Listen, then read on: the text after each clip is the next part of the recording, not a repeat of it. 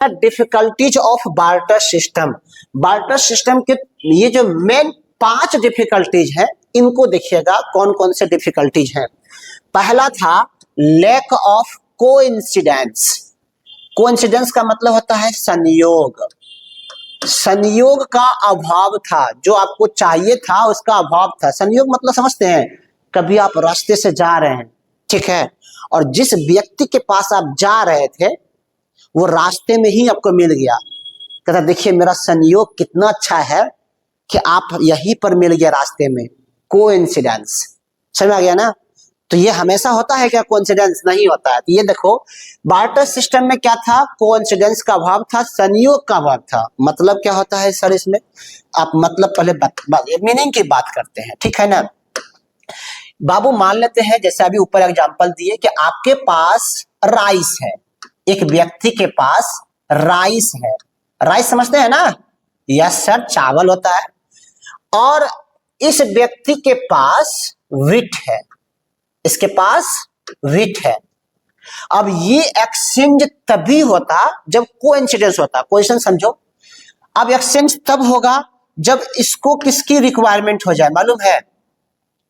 ये कोइंसिडेंस तब होगा कि जब इसको राइस का वांट होगा। क्या होगा? राइस इनकी अगर इसको राइस का जरूरत है तभी ये एक्सचेंज होगा। मान लेते हैं ये चाहता है कि हमको व्हीट मिल जाए, गेहूं मिल जाए। तो ये क्या करेगा? उस व्यक्ति को ढूंढेगा जाकर के मार्केट में, गांव में, कि जिसके पास क्या हो, गेहूं भी हो और चावल का जरूरत भी हो। ऐसा जल्दी नहीं होता था। जब हम लोग कई बार क्या करते थे, चावल को लेकर के जाते थे, ठीक है ना, तो गांव में ऐसे बहुत सारे लोग मिलता था जहां पर जिसके पास गेहूं तो होता था लेकिन कहता था हमको चावल का जरूरत नहीं है। तो एक्सचेंज होता नहीं था, है ना। खोज रहे हैं किसके पास गेहूं है और चावल का भी जरूरत है। बहुत रेयर केस में मिलता था। ये प्रॉब्लम था किसमें? बार्टर सिस्टम में। तो उसे कहते हैं कोइंसिडेंस का प्रॉब्लम, ठीक है ना। दूसरा हमारा क्या है बाबू, ये समझ में आया ना? Yes sir. सेकेंड नंबर जो हमारा प्रॉब्लम्स है वह है lack of common measure value. Sir lack of common measure value का मतलब क्या होता है? आज के डेट में जब पैसा आ गया है, आज के डेट में, तो आप किसी भी चीज को पैसा में मेजर करते हैं। आप मेरे पास पढ़ रहे हैं तो ट्यूशन फी के रूप में सर कितना ट्यूशन फी होगा, हम यहाँ पढ़ा रहे हैं तो रेंट कितना होगा, पैसा में मेजर कर रहे हैं। कोई भी सामान खरीदते हैं तो आज के डेट में पैसा आया तब ना 10 रुपया, 20 रुपया, 50 रुपया, 100 रुपया, लाख रुपया में हम मेजर कर सकते हैं। तो आज के डेट में हमारे पास एक कॉमन वैल्यू क्या है मेजर करने के लिए? कॉमन चीज क्या है? मनी। बार्टर सिस्टम में ये नहीं था। बार्टर सिस्टम में ऐसा कुछ नहीं था जिससे हम एक चीज से सारा सामान खरीद सकते थे। जैसे मान लो कि बार्टर सिस्टम में ऐसा होता कि आलू से सब कुछ खरीदा जा सकता, तब तो आलू हो जाता कॉमन मेजर वैल्यू। लेकिन वहां ऐसा कुछ था ही नहीं, सबका वैल्यू बराबर माना जाता था। तो ये अभाव था। तो उस समय जो है एक्सचेंज में भी प्रॉब्लम होता था। लैक ऑफ मेजर वैल्यू समझ में आ गया, मूल्य मापने का अभाव।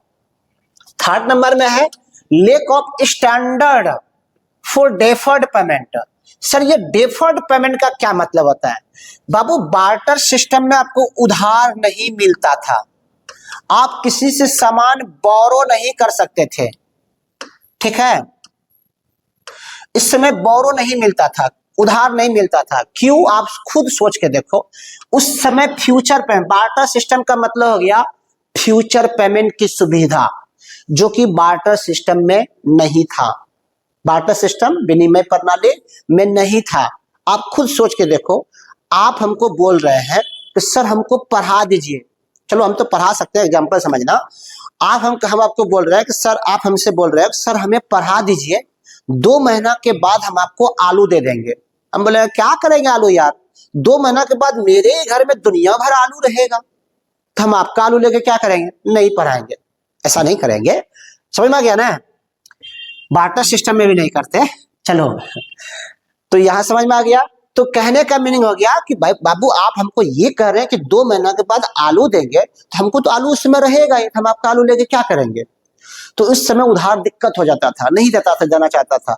लेकिन अभी जब पैसा आ गया है, हम बोलेंगे, आप कहते हैं ना सर 2 महीने के बाद पेमेंट करेंगे, कभी ऐसा बोलते हैं कि नहीं पहले ही पेमेंट करना होगा, या ऐसा कभी बोले हैं 2 महीना के बाद हम पैसा क्या करेंगे, मेरे पास बहुत पैसा है, नहीं बोल सकते हैं।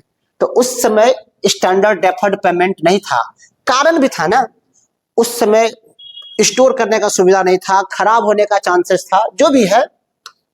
तो उस समय सीधी बात समझो, स्टैंडर्ड डेफर्ड पेमेंट का मतलब फ्यूचर पेमेंट की सुविधा उसमें नहीं था, फ्यूचर पेमेंट की सुविधा। फोर्थ नंबर का lack of store value. Barter system में अभी आप पैसा को, अभी के समय में पैसा को जमा कर सकते हैं, उसका वैल्यू घटता नहीं है, उसको स्टोर करने में खर्चा भी ज्यादा नहीं होता। उल्टे अगर कहीं दूसरे बैंक उनके में पैसा जमा करिएगा तो उल्टे आपको बढ़ेगा, घटेगा नहीं। बार्टर सिस्टम में आपके पास आलू बहुत है तो रखने का प्रॉब्लम, खराब होने का प्रॉब्लम, सड़ जाने का प्रॉब्लम बताया था ना, तो उस समय ये प्रॉब्लम था। Lack of divisibility.